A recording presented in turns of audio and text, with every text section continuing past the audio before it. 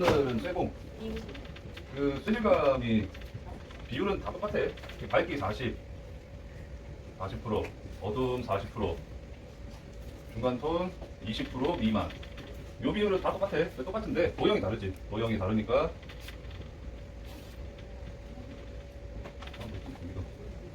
그 다음에 단계 순서가 원기둥 기준으로 중간면, 밝은면, 그 다음에 어두운면 이런 식으로 순서가 진행이 된다는 거. 요건 다 똑같고 전체적으로 이제 보면 중간톤이 많이 나오면 이게 시멘트가 된다 그랬지. 그러니까 회색 물체가 돼. 재질감이 안 나오고. 그거하고는 앞에 거 두 개 보면 될 거고. 오늘 이제 구를 할 거지. 구. 근데 구 같은 경우는 밝은 건 어떻게 나누냐면 요렇게가 중간톤과 어두움을 동시에 가져. 그럼 나머지가 다 밝은 면.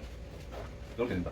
그러면 외곽에 있는 애들이 한 40%쯤 되겠지. 그 다음에 중간톤이 있긴 있어. 근데 기준색이지. 우리 쇠할 때 인디고랑 그 다음에 브라운 레드 플러스 세피아 살짝 플러스 화이트.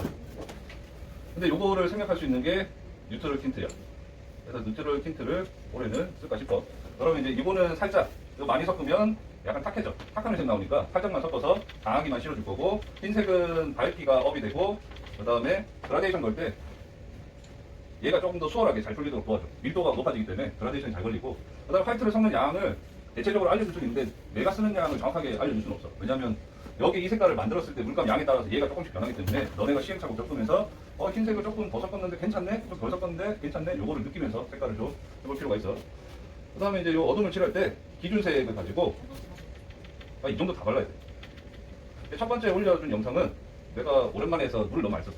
그러니까 풀 안에는 면적을 좀 넓게 썼더니 애가 좀 멍청해졌더라고. 요 정도 칠하고 이만큼은 그냥 다 반칠로 풀어. 그러면 여기에 흰색이 남을 것 같지만 남지 않아.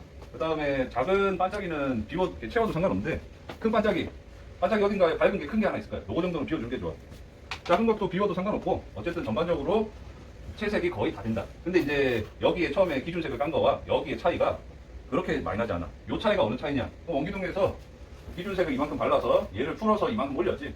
그럼 사실 여기 풀리는 색깔이 여기랑 차이가 굉장히 많이 나지 않단 말이야. 하지만 강약이 느껴지잖아. 그 정도 느낌이야. 그러니까 도형이 바뀌어도 내가 쓰는 색상이 바뀌진 않아. 여기 그림의 포인트거든. 그러면 내가 레드라는 색상을 아주 잘 써.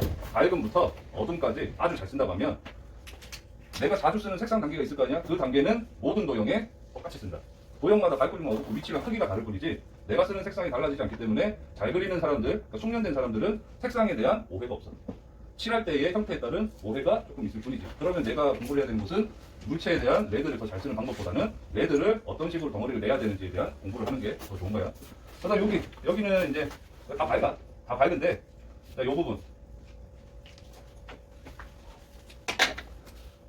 자, 요만큼은 칠하지 않아. 하이라이트야.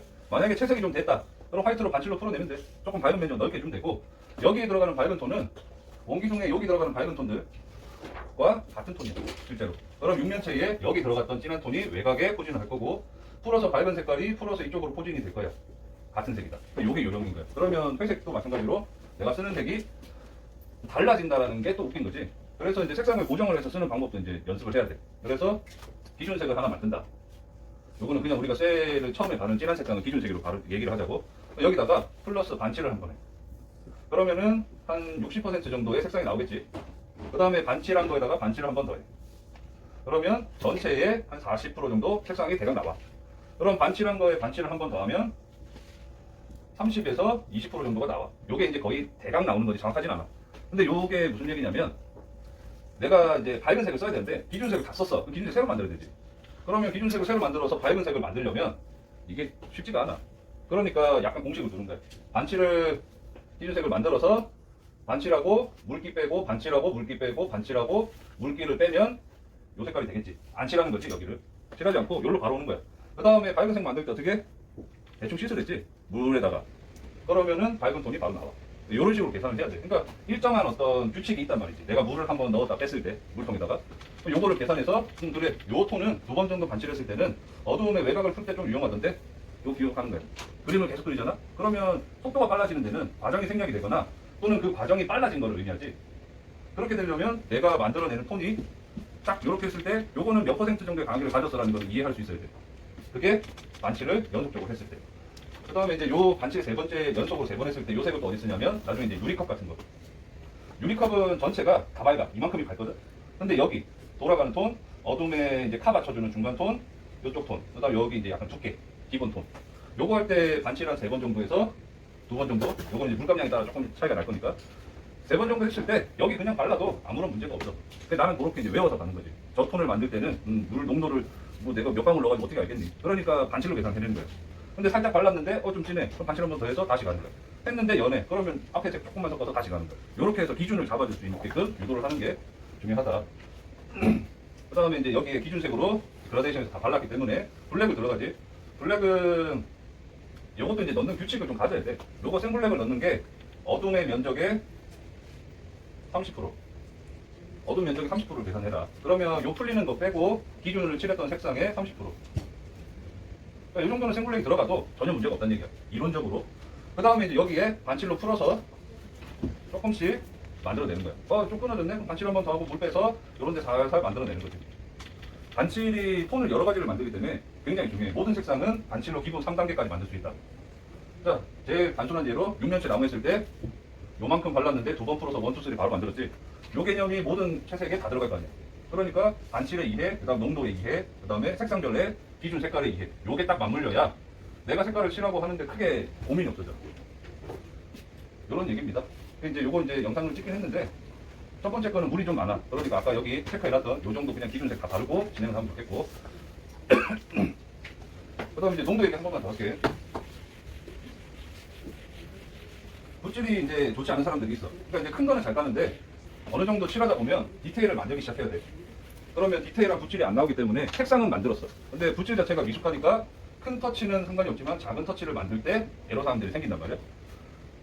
농도의 규칙은 내가 붓질이 잘 되고 못하고는 물감량과 농도인데 물감량은 일단 무조건 많이 쓰고 농도의 규칙은 넓게 또는 길게 갈수록 물의 양이 많아진다.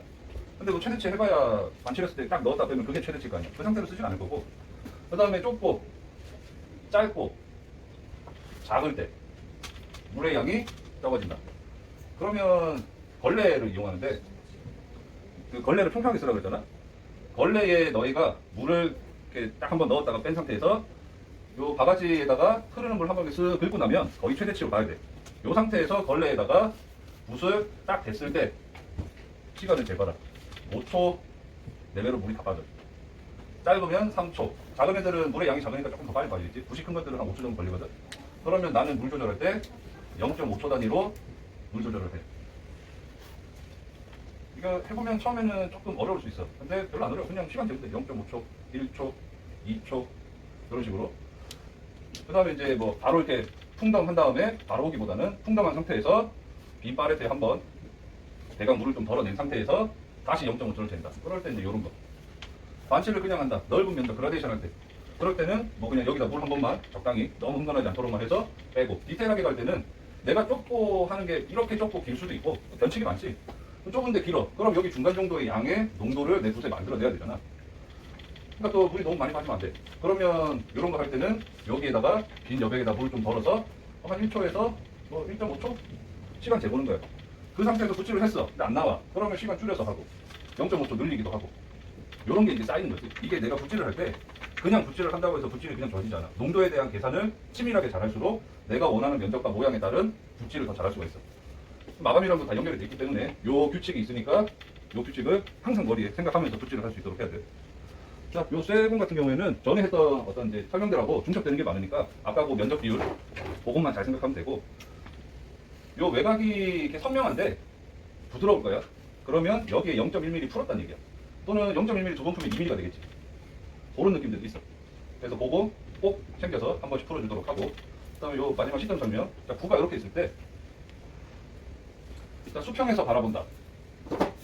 수평에서 바라보면 바닥에 밝은 어떤 종이가 있다고 했을 때 수평을 기준으로 이렇게 생긴다. 어두운 모양. 요게 천장이야, 천장. 그 다음에 45도로 본다. 여기를 기준으로 여기 지금 많이 있지? 45도만큼 형태가 나온다. 위에서 봤을 때는 동그랗게 나온다. 이런 느낌이야. 근데 이제 완전 위에서 보기보다는 살짝 한 10도? 70도? 여기랑 여기랑 간격이 좀 다르겠지? 요게 이제 어둠이 생기는 모양의 특징이고 여기 얘는 여기가 되겠지? 뭔가 이게 전등이 있어. 전등이 있으면 여기로 가면서 멀어져. 여기가 제일 커. 그다음 여기로 가면서 다시 멀어져. 이런 식으로. 그러면 이제 여기에 반짝이 있을 때 요렇게 지금 작게 들어가게끔 진행을 했단 말이야. 요게 이제 멀어진다는 증거야. 요게 어디냐면 여기 내가 있어. 나거든. 여기 진한 블랙이 보통 세. 내가 있는데 여기에 천장에 전등이 달려있는 거야. 멀리 있고. 그다음 여기에 뭐 유리창 같은 게 있을 수 있지. 그러니까 이제 어떤 그림들 보면은 막 옆에 이런 거 붙어 있잖아. 이런 모양들. 그다음 옆에 창문이야. 창문이거나 뭐 벽에 붙어 있는 그림이거나 이런 느낌이거든. 그러니까 이제 요렇게 다 모이는 거지. 이런 느낌으로.